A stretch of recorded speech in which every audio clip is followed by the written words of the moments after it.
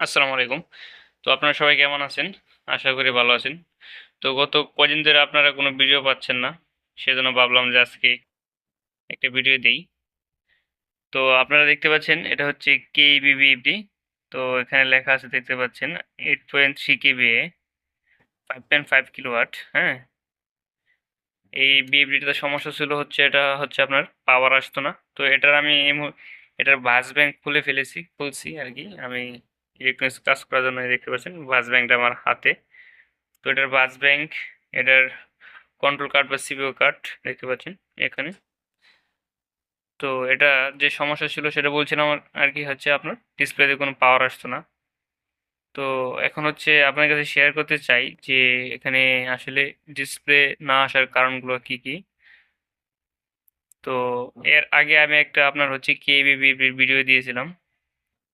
তো সেখানে আমি আপনার হচ্ছে এই পাওয়ার না আসলে আপনারা কি করবেন সেটা কিন্তু আমি ওখানে সম্পূর্ণভাবে বলে দিয়েছি, স্টেপ বাই স্টেপ বলা আছে।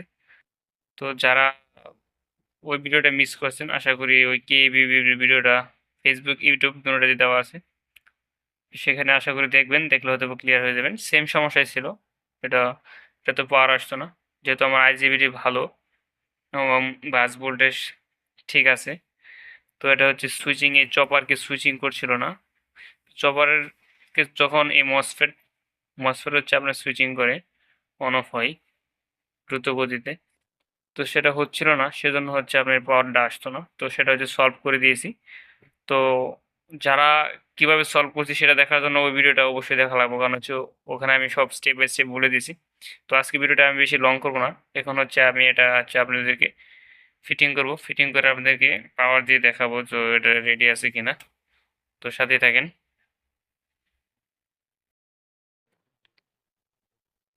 তো আপনারা দেখতে পাচ্ছেন এখন কিন্তু এখানে ই বাস ফল্ট আসছে, তার মানে হচ্ছে আপনার কমিউনিকেশন। আমি যখন এই কমিউনিকেশন এখানে লাগাবো তখন কিন্তু এটা রেডি মোডে রেখে দেবো।